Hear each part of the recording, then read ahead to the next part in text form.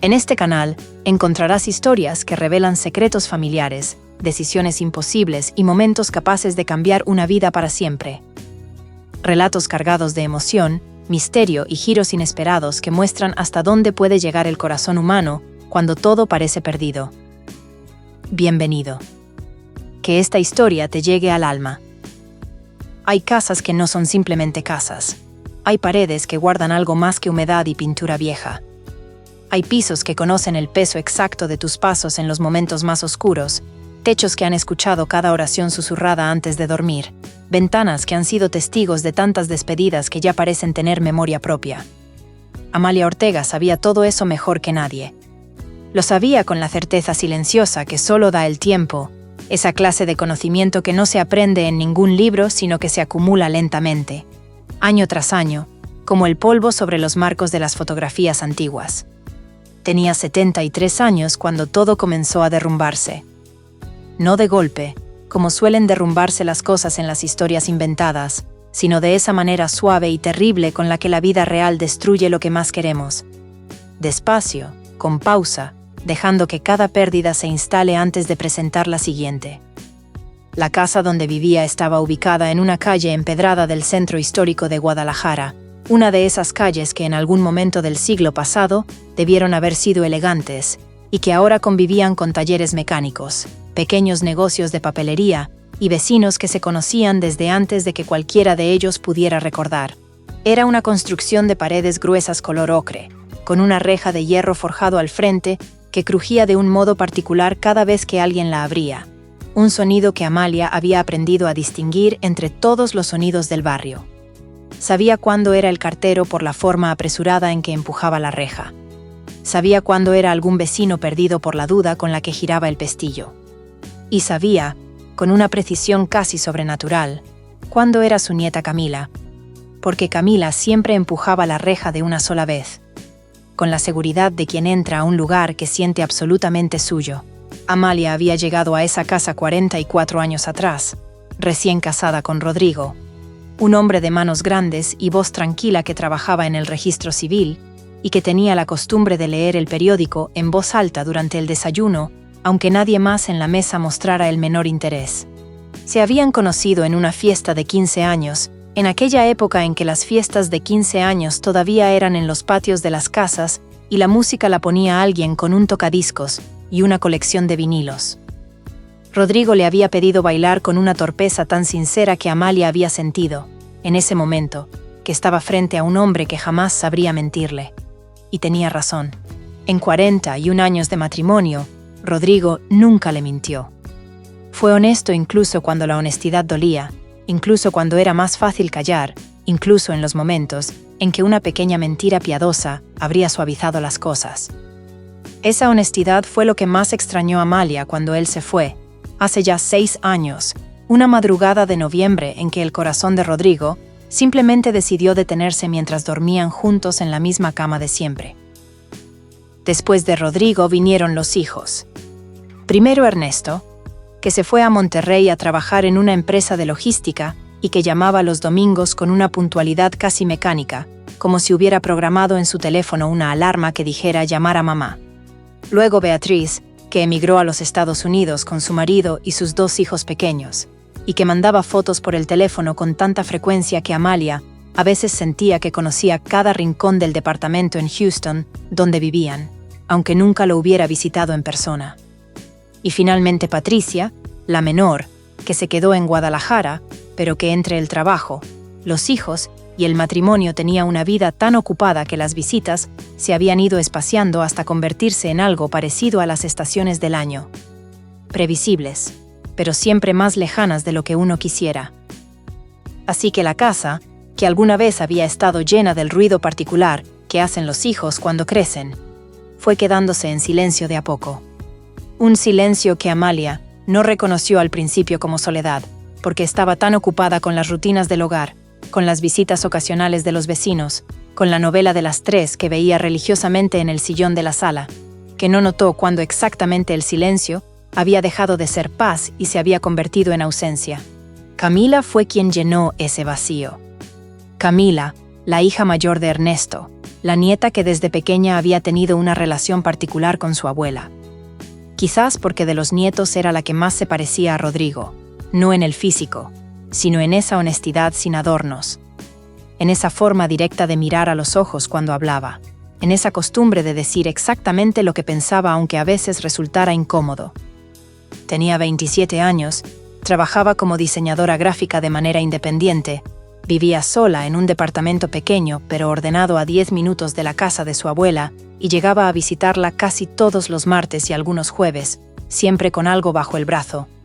Un racimo de uvas, una bolsa de pan dulce, un aguacate que había comprado en el mercado, pensando en la ensalada que a la abuela le gustaba. Era ese amor de los detalles cotidianos, ese amor que no necesita grandes gestos ni palabras elaboradas, sino que se expresa en acordarse de que a alguien le gustan las uvas sin semilla, el que había construido entre Amalia y Camila algo que iba más allá del lazo familiar. Eran amigas. Eran confidentes. Eran, de alguna manera que ninguna de las dos habría sabido explicar con precisión, el ancla una de la otra. Por todo eso, aquella tarde de octubre en que Camila llegó diferente, Amalia lo supo antes de que la reja terminara de crujir. Era martes. Había llovido toda la mañana con esa lluvia fina y persistente que tiene Guadalajara en octubre, la que no moja de golpe sino que va empapando todo sin prisa, como si tuviera todo el tiempo del mundo. Amalia estaba sentada en la cocina con una taza de café entre las manos cuando escuchó la reja. El sonido fue distinto. No el empuje seguro y familiar de siempre. Fue un sonido dudoso, un poco tembloroso, como si la mano que lo hacía no estuviera del todo firme. Amalia dejó la taza sobre la mesa y se quedó quieta un momento, prestando atención a algo que no sabría nombrar, pero que le apretó el pecho de una manera particular. Cuando Camila entró a la cocina, Amalia vio de inmediato lo que estaba mal. No era el cabello, que llevaba recogido de cualquier manera, ni la ropa, que tenía el aspecto de quien se vistió pensando en otra cosa. Era la mirada. Camila tenía una mirada que Amalia había visto antes, hacía muchos años, en el espejo, la madrugada en que los médicos le dijeron que Rodrigo no iba a despertar. Era la mirada de alguien que lleva cargando un peso demasiado grande durante demasiado tiempo y que ya no sabe muy bien cómo seguir caminando con él. Se saludaron como siempre, con un abrazo largo. Pero en ese abrazo Amalia sintió que el cuerpo de su nieta estaba tenso, casi rígido, como el de alguien que ha estado conteniendo algo durante horas y que teme que el contacto físico lo libere todo de golpe. Camila no trajo uvas esa tarde. No trajo pan dulce ni aguacates. Trajo una carpeta de documentos que puso sobre la mesa de la cocina con cuidado excesivo, como si fueran frágiles. Y trajo también un teléfono que no dejó de vibrar en ningún momento de las horas siguientes. Durante el resto de esa tarde, mientras la lluvia continuaba afuera y el café de Amalia se enfriaba sin que ninguna de las dos lo notara, Camila revisó papeles. Hizo llamadas en voz baja, saliendo a veces al patio trasero para que su abuela no escuchara lo que decía, aunque Amalia, desde la cocina, alcanzaba a percibir el tono urgente de su voz, aunque no distinguiera las palabras. Buscó cosas en su teléfono con una velocidad frenética, pasando páginas y pantallas con el dedo con la concentración de alguien que busca algo específico y que tiene miedo de no encontrarlo a tiempo. Amalia la observó todo ese tiempo sin preguntar nada. Había aprendido, en 73 años, que hay momentos en que la mejor manera de acompañar a alguien es simplemente quedarse cerca, en silencio, disponible. Como cuando un animal herido se acerca a un lugar seguro, y lo único que necesita es saber que ese lugar no lo va a juzgar ni a apurar. Fue al caer la noche cuando Camila se sentó frente a ella, puso las manos sobre la mesa y la miró de esa manera directa que heredó de Rodrigo. Lo que pidió fue esto, que vendiera la casa. Que lo hiciera rápido, lo antes posible, en cuestión de días. Y que no le dijera a nadie, absolutamente a nadie, ni a Ernesto, ni a Beatriz, ni a Patricia, que estaba vendiéndola. Amalia no preguntó por qué. No en ese momento. Lo que vio en los ojos de su nieta no era manipulación ni egoísmo. No era el brillo calculador de alguien que quiere sacar provecho de algo. Era miedo. Un miedo profundo, genuino, el tipo de miedo que no se puede fingir porque vive demasiado adentro para alcanzar la superficie con facilidad. Era el miedo de alguien que ha visto algo que no debería haber visto y que ahora lleva ese conocimiento como una carga demasiado pesada. Camila se fue esa noche sin dar explicaciones. Dejó la carpeta sobre la mesa, dejó un número de teléfono escrito a mano en una hoja, y antes de irse, se quedó un momento de pie en el umbral de la cocina, mirando a su abuela con una expresión que Amalia no supo descifrar en ese momento, pero que después, mucho después, reconocería como la expresión de alguien que está tratando desesperadamente de memorizar un rostro amado. Esa noche Amalia no durmió. Caminó por la casa en la oscuridad durante horas, con los pies descalzos sobre el piso de Talavera que Rodrigo había elegido personalmente en un mercado de Tonalá 38 años atrás. Pasó por el cuarto donde habían dormido sus hijos, donde todavía quedaba, en la pared del fondo, la sombra levemente más clara de un rectángulo que marcaba el lugar donde había estado colgado el póster de un futbolista que a Ernesto le había gustado de adolescente. Pasó por el cuarto de costura, donde su máquina Singer todavía estaba en el lugar de siempre, con una tela a medio doblar encima, esperando. Pasó por la sala donde el sillón de Rodrigo seguía siendo el sillón de Rodrigo, aunque nadie lo llamara así en voz alta. Se detuvo frente a la fotografía del día de su boda, enmarcada en madera oscura sobre el aparador de la entrada.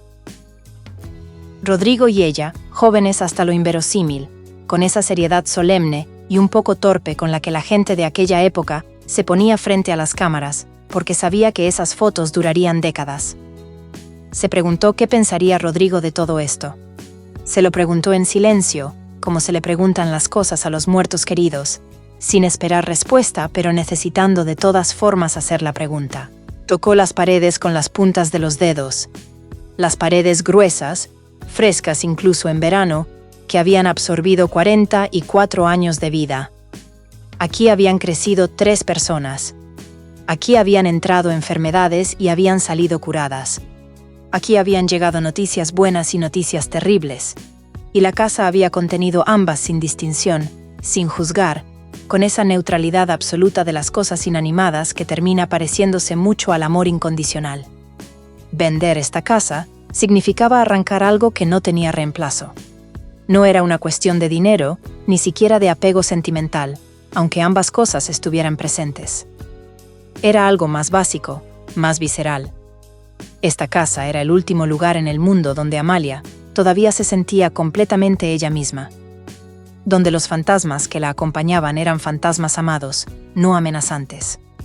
Donde el silencio tenía textura y peso y olor, y todos eran reconocibles. Y sin embargo, Camila había llegado con ese miedo en los ojos. Y ese miedo era real. Amalia se sentó en el sillón de Rodrigo, en la oscuridad de la sala, y pensó durante mucho tiempo. Pensó en sus 73 años. Pensó en lo que había aprendido sobre el amor, que rara vez llega de la manera que uno espera, y que las más de las veces viene disfrazado de algo que no reconocemos de inmediato. Pensó en Rodrigo, que había vendido sin dudarlo el único terreno que tenía cuando ella necesitó una operación que el seguro no cubría. Rodrigo no había dormido esa noche tampoco. Amalia lo supo porque lo sintió despierto a su lado en la oscuridad. Pero a la mañana siguiente había firmado los papeles sin decir una sola palabra de queja. A veces el amor es así. No tiene forma de declaración. No tiene palabras bonitas. Tiene la forma de una firma en un papel que duele. Antes de que amaneciera, Amalia había tomado su decisión. Los días siguientes ocurrieron con una velocidad que le produjo vértigo. Camila llegó al día siguiente muy temprano, antes de que los vecinos empezaran a asomarse a sus puertas, y trajo consigo a un hombre de traje oscuro que llevaba una maleta de cuero y que habló poco pero con mucha precisión. Era un notario, o algo parecido. Amalia firmó donde le indicaron. No leyó todos los documentos con el detenimiento que habría usado en otras circunstancias, porque Camila estaba a su lado con esa tensión en el cuerpo que le decía que el tiempo importaba, que cada hora importaba, que algo en todo este asunto tenía una urgencia que ninguna de las dos había puesto en palabras todavía. El comprador apareció casi de inmediato. Demasiado de inmediato, pensó Amalia, como si hubiera estado esperando a que alguien le avisara que la casa estaba disponible. Era un hombre mayor, con una empresa de desarrollo inmobiliario, que se presentó brevemente y que firmó su parte de los documentos con la eficiencia de quien ha hecho este tipo de transacción muchas veces. No miró las paredes con curiosidad ni preguntó por la historia de la casa. Para él era únicamente un metro cuadrado de tierra en una calle que pronto, presumiblemente, iba a tener otro valor. Amalia no quiso pensar en eso. Los vecinos comenzaron a notar el movimiento. La señora Consuelo, que vivía 2 puertas abajo y que tenía la costumbre de sentarse en su banqueta por las tardes con el pretexto de tomar el fresco, pero en realidad para enterarse de todo lo que pasaba en la cuadra, se acercó una tarde con cara de pregunta y una taza de café, que era evidentemente un pretexto. Amalia recordó la petición de Camila y sonrió con una vaguedad que sabía que no iba a satisfacer a la señora Consuelo, pero que era lo mejor que podía ofrecer. Cerró la puerta con delicadeza. El señor Martínez del fondo, que había sido amigo de Rodrigo durante 20 años y que seguía saludando a Amalia con el mismo respeto con que había saludado siempre a su marido, la alcanzó una mañana en la esquina y le preguntó con preocupación genuina si todo estaba bien. Amalia le dijo que sí, que no se preocupara, que todo estaba bien. Era mentira. No todo estaba bien. Pero no era la clase de mentira que uno dice para engañar a alguien. Era la clase de mentira que uno dice porque todavía no entiende bien qué está pasando y necesita tiempo para entenderlo antes de poder explicárselo a nadie más. El día que entregó las llaves fue un miércoles por la tarde. Había elegido esa hora porque a esa hora la calle estaba relativamente tranquila y quería hacer el trámite sin demasiados testigos, sin demasiadas preguntas. Camila estaba a su lado. El hombre de traje recibió las llaves y dijo algo protocolario sobre los plazos y los trámites pendientes, y Amalia asintió sin escucharlo realmente, porque en ese momento su atención estaba completamente concentrada en la reja de hierro forjado, que alguien había dejado entreabierta, y en el crujido particular que hacía, ese crujido que ella había aprendido a leer como un lenguaje propio durante más de 4 décadas, y que ahora ya no iba a volver a escuchar. Sintió que algo se cerraba dentro de ella. No con violencia, con una suavidad silenciosa que de alguna manera era peor. Esa noche durmió en el departamento que Camila había alquilado para ella en una colonia al norte de la ciudad. Era un lugar funcional, limpio, con muebles nuevos que todavía olían a fábrica. Las paredes eran blancas y lisas, sin historia, sin sombras de cosas que alguna vez estuvieron colgadas en ellas. El piso era de madera sintética, que no crujía en ningún punto en particular. Desde la ventana se escuchaban los autos de la Avenida Grande y, a lo lejos, las sirenas ocasionales que son la música de fondo de cualquier ciudad que no duerme. Amalia se acostó en la cama nueva con los ojos abiertos en el techo blanco y se preguntó, no por primera vez en esos días, qué había detrás del miedo de Camila. ¿Qué era lo que su nieta sabía y que no le había dicho? ¿Cuál era el secreto que había hecho necesario vender la casa con tanta urgencia y tanto silencio? No tuvo que esperar mucho para obtener la respuesta, aunque la respuesta que llegó no fue la que ninguna de las dos habría esperado. 48 horas después de haber entregado las llaves de la casa, Amalia estaba sentada en la pequeña mesa del departamento nuevo, tomando su café de la mañana, cuando escucharon el timbre. Camila, que se había quedado a dormir para acompañarla esos primeros días, fue a abrir. Y cuando Amalia escuchó la voz que venía desde la puerta, algo en su pecho se detuvo un instante. Era el doctor Villanueva. Su médico de cabecera desde hacía 15 años, un hombre metódico y serio de bigote entrecano, que era exactamente el tipo de médico en quien uno confía precisamente porque no tiene el hábito de exagerar ni de dramatizar. La expresión de su cara cuando entró a la sala del departamento no era la expresión de una visita social. Era la expresión de alguien que lleva varios días cargando una noticia difícil y que finalmente ha encontrado la manera de entregarla. Había estado buscando a Amalia. Llamó a su teléfono varias veces sin obtener respuesta, fue a la casa de la calle empedrada y encontró a un vecino que le explicó confundido que la señora Ortega ya no vivía ahí. Preguntó a los hijos sin obtener información clara, porque ninguno de ellos sabía todavía lo que había pasado. Finalmente, después de 2 días de búsqueda, había conseguido el número del departamento nuevo a través de Patricia. Se sentó frente a Amalia con esa postura de los médicos que tienen que decir cosas importantes, la espalda derecha, las manos sobre las rodillas, los ojos sin evasión. Había encontrado algo en los últimos análisis, algo que requería atención inmediata. Señales que, de no atenderse con rapidez, podían complicarse de maneras serias y aceleradas. Había tratamientos disponibles, había protocolos específicos, había posibilidades reales de contención si se actuaba pronto. Pero el tiempo era un factor determinante. Amalia escuchó todo esto con una calma que después ella misma no supo bien de dónde había venido. Quizás porque cuando uno ha vivido 73 años y ha perdido a un marido, y ha visto a 3 hijos crecer y alejarse, y ha vendido la casa donde construyó su vida en el transcurso de una semana, el miedo ya no tiene la misma forma que antes. Quizás porque ya estaba tan cerca del fondo que la noticia, en lugar de hundirla más, de alguna manera extraña la dejó quieta.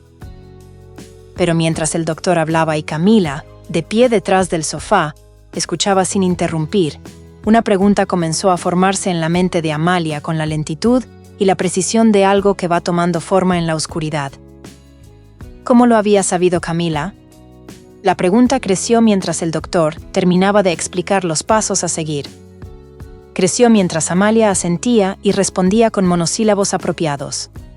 Creció hasta que el doctor se fue y las 2 mujeres se quedaron solas en la sala del departamento nuevo, con el ruido de la avenida entrando por la ventana y el café de Amalia completamente frío sobre la mesa. Fue entonces cuando Amalia miró a su nieta de frente y esperó. No necesitó preguntar nada. Camila empezó a hablar. 3 semanas antes, mientras Amalia estaba en una cita de rutina con el doctor Villanueva, Camila había pasado por la casa para dejarle unas mandarinas que había comprado en el mercado. Tenía llave propia, llevaba años con esa llave y entró sin problema. Dejó las mandarinas en la cocina, se asomó al consultorio improvisado que Amalia usaba para guardar sus papeles y sus medicamentos, y vio, sobre el escritorio, un sobre abierto. Era el sobre con los resultados de los análisis recientes. No estaba escondido. Estaba simplemente ahí, abierto, sobre la superficie del escritorio, como si Amalia lo hubiera dejado ahí después de revisarlo sin entender completamente lo que decía. Camila lo leyó, y lo que leyó la heló. No era médica, pero había crecido viendo a su abuelo Rodrigo lidiar con enfermedades en los últimos años de su vida, y había aprendido a leer ciertos términos, a reconocer ciertas palabras en los documentos médicos, a entender el peso específico de algunas frases que los médicos escriben en sus informes con una precisión clínica que no siempre les hace justicia al miedo que producen en quien las lee sin preparación. Lo que leyó en ese papel le dijo que su abuela tenía algo serio, algo que necesitaba atención urgente, algo que, si se demoraba, podía volverse irreversible. Y en lugar de llamar al doctor, en lugar de contárselo a los tíos, en lugar de hacer cualquiera de las cosas razonables y ordenadas que una persona en su lugar podría haber hecho, Camila entró en pánico. Un pánico tranquilo, casi invisible desde afuera, pero que por dentro era devastador. El pánico de alguien que ama demasiado a quien puede perder. Empezó a buscar. Buscó en internet sobre tratamientos, sobre costos, sobre lo que implicaba el tipo de atención que su abuela iba a necesitar. Y lo que encontró le confirmó algo que ya había intuido, que el tratamiento no iba a ser barato, que los seguros populares tenían limitaciones, que la velocidad con que se actuara iba a determinar muchas cosas. Camila no tenía dinero suficiente. Su trabajo como diseñadora independiente le daba para vivir con comodidad, pero no para enfrentar una emergencia médica de esa magnitud. Sus padres en Monterrey podrían ayudar, pero juntar esa cantidad entre todos iba a tomar tiempo, y el tiempo era exactamente lo que no había. Entonces miró alrededor y pensó, y lo que vio fue la casa. La casa de la calle empedrada, con sus paredes gruesas y su reja de hierro forjado y su piso de talavera de Tonalá, estaba ubicada en una zona de la ciudad donde el valor del suelo había crecido considerablemente en los últimos años. Camila lo sabía porque había escuchado conversaciones de vecinos sobre constructoras interesadas en la zona, sobre proyectos de remodelación, sobre el precio al que se habían vendido casas similares en calles cercanas. Si se vendía rápido, al precio correcto, había suficiente dinero para el tratamiento. Para todo el tratamiento. Con tiempo de sobra. Eso explicaba las llamadas nerviosas que Amalia no había podido escuchar. Las llamadas eran a un agente inmobiliario que Camila conocía de una exnovia, un hombre que trabajaba con compradores institucionales que tomaban decisiones rápidas porque tenían acceso a capital inmediato. Eso explicaba la velocidad con que apareció el comprador. Eso explicaba la carpeta de documentos que Camila había traído esa tarde lluviosa de martes con los ojos llenos de un miedo que ahora Amalia podía nombrar con precisión. Era el miedo de alguien que ha tomado una decisión enorme por alguien que ama sin haberle preguntado, y que no sabe si esa persona va a entenderlo. El silencio que Camila le había pedido guardar tenía también su explicación. Si se lo contaba a Ernesto o a Beatriz o a Patricia, iban a preguntar, iban a opinar, iban a intentar encontrar otras soluciones, iban a perder tiempo discutiendo mientras el tiempo que había que ganar seguía pasando. Camila conocía a su familia. Conocía la manera en que las familias pueden estancarse en los momentos críticos, no por falta de amor, sino por exceso de miedo. Quería que cuando los demás se enteraran, todo ya estuviera resuelto. El dinero en la cuenta. El médico contactado. El tratamiento iniciado. Quería presentarles un hecho cumplido en lugar de una posibilidad que discutir. Amalia escuchó todo esto en silencio. Escuchó el relato de su nieta con esa atención completa y sin interrupciones que había aprendido de Rodrigo, que siempre decía que escuchar de verdad era el acto de amor más subestimado del mundo. Cuando Camila terminó de hablar, tenía los ojos húmedos y las manos entrelazadas sobre la mesa, con una tensión que delataba cuánto tiempo llevaba cargando esto sola. Estaba esperando algo. Quizás una reprimenda. Quizás incomprensión. Quizás el peso de haber tomado una decisión que no le correspondía tomar. Lo que recibió fue diferente. Amalia extendió la mano sobre la mesa y tomó las manos de su nieta entre las suyas. Esas manos jóvenes y tensas que tanto se parecían a las de Rodrigo. Las tuvo entre las suyas un momento largo sin decir nada, simplemente sosteniéndolas, y sintió cómo la tensión en ellas iba cediendo poco a poco, como cuando un nudo que ha estado apretado demasiado tiempo finalmente encuentra la manera de aflojarse. Había algo que Amalia entendió en ese momento con una claridad que no había tenido antes. Algo que la vida, generosamente, decidió mostrarle justo cuando más lo necesitaba. Durante 44 años había vivido en esa casa convencida de que su valor era indisociable de lo que guardaba. Los recuerdos de Rodrigo, los rastros de sus hijos, el peso acumulado de una vida entera vivida entre esas paredes. Y eso era cierto. Era completamente cierto. Esa casa era un depósito de tiempo y amor que no podía reemplazarse. Pero no era lo más valioso que tenía. Lo más valioso no tenía paredes, ni piso de talavera, ni reja de hierro forjado que crujiera de una manera particular. Lo más valioso era esto: una nieta que había encontrado un papel olvidado sobre un escritorio y que en lugar de irse a su casa a tratar de no pensar en eso, había dedicado 3 semanas de su vida a resolver un problema sin siquiera contarle a la persona afectada que existía ese problema, porque quería resolverlo primero, porque quería protegerla, porque la amaba de esa manera silenciosa y total con que se ama a las personas que son parte de uno mismo. Las paredes podían venderse. Los pisos podían quedarse atrás. Las fotografías amarillentas podían enviarse a cajas y las cajas podían guardarse en un cuarto pequeño de un departamento nuevo que todavía olía a fábrica. Todo eso podía perderse y de hecho ya se había perdido. Pero el amor que había movido a Camila a hacer lo que hizo, ese amor no estaba en ninguna pared. No podía venderse. No podía quedarse atrás. Ese amor la había seguido hasta ese departamento desconocido con paredes blancas y piso de madera sintética, y la iba a seguir a donde fuera que terminara viviendo el resto de sus días.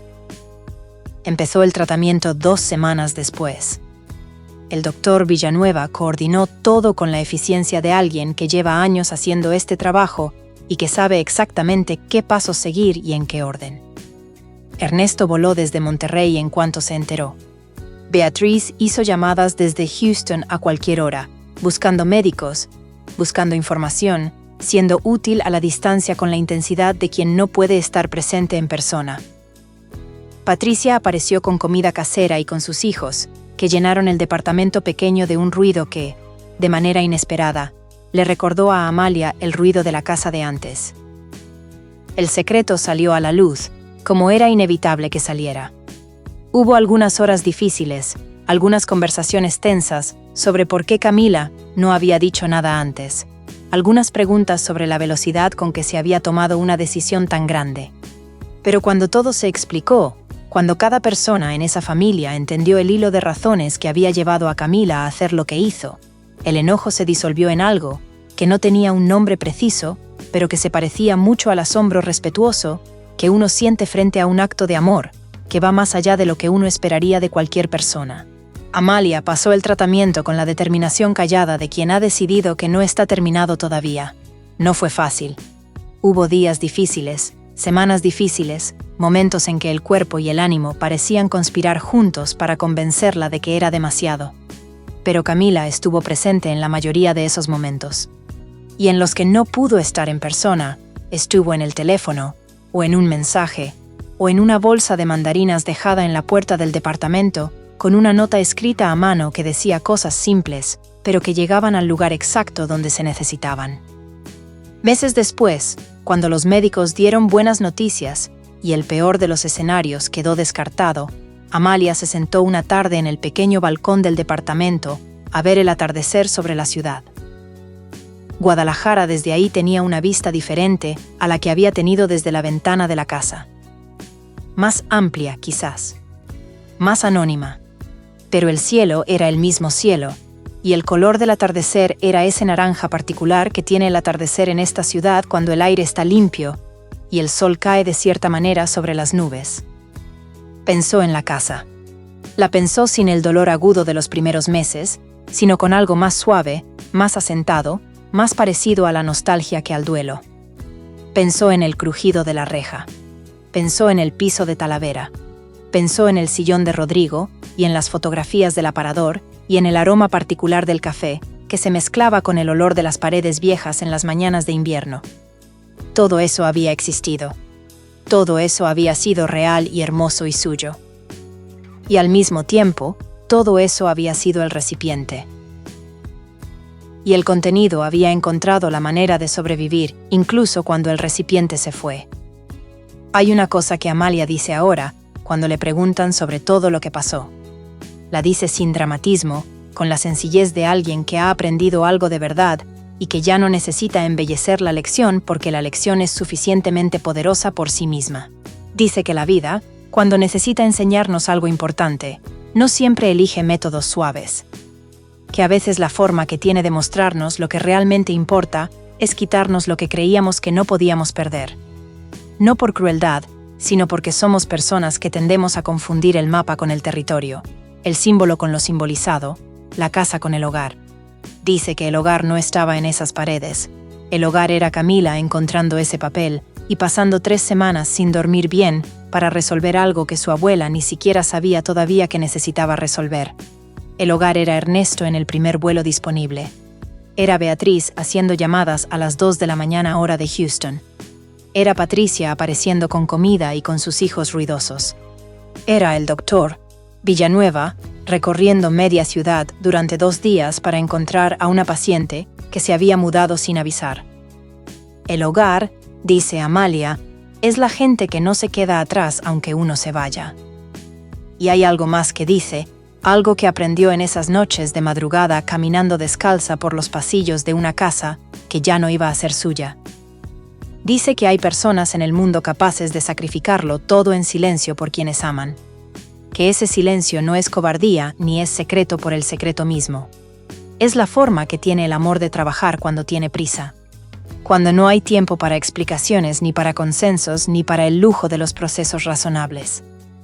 Cuando alguien que amas necesita algo, y tú eres la única persona en ese momento que lo sabe y que puede hacer algo al respecto.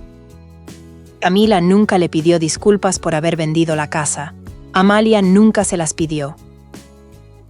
no porque la cosa no hubiera sido difícil, o porque no hubiera habido momentos de dolor genuino en todo el proceso, sino porque entre las dos existía ya una comprensión que iba más allá de las disculpas, que iba más allá incluso de las palabras. El departamento nuevo, con el tiempo, fue dejando de oler a fábrica. Las paredes blancas fueron recibiendo fotografías.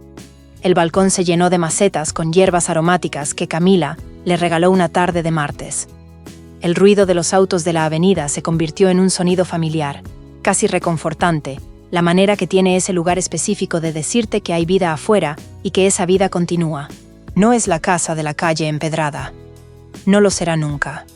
Pero es un lugar donde Amalia puede tomar su café por las mañanas y esperar el crujido de la puerta, que ya no es de hierro forjado sino de madera estándar y que hace un sonido completamente diferente, pero que de vez en cuando Camila llega con sus mandarinas y su sonrisa, y ese modo de entrar que tiene, de alguna manera extraña y hermosa, dice exactamente lo mismo que decía el otro. Dice, aquí estoy. Dice, no te dejes sola. Dice, todo lo que soy está disponible para ti, sin condiciones, sin preguntas, sin esperar nada a cambio. Dice amor. Solo que en un idioma que no todo el mundo aprende, y que Amalia, a sus 74 años, por fin entiende con fluidez perfecta. Porque a veces la vida nos arranca lo que más abrazamos para mostrarnos lo que verdaderamente sostiene. Y a veces el acto que más duele es también el acto de amor más puro que alguien puede ofrecernos. Si esta historia te llegó al corazón, si te hizo pensar en alguien que tienes cerca y que quizás hace cosas en silencio por ti, sin que lo notes, déjanos tu like. Ese pequeño gesto nos ayuda a seguir trayéndote relatos como este. Y cuéntanos en los comentarios, ¿qué habrías hecho tú en el lugar de Amalia? ¿Habrías vendido la casa? Y si hubieras sido Camila, ¿habrías actuado igual o lo habrías hecho diferente? Cada historia que compartes en los comentarios enriquece lo que construimos juntos en este canal. Suscríbete para no perderte los próximos relatos, porque hay muchas más historias esperando ser contadas, historias de personas comunes que en momentos extraordinarios muestran de qué está hecho realmente el corazón humano.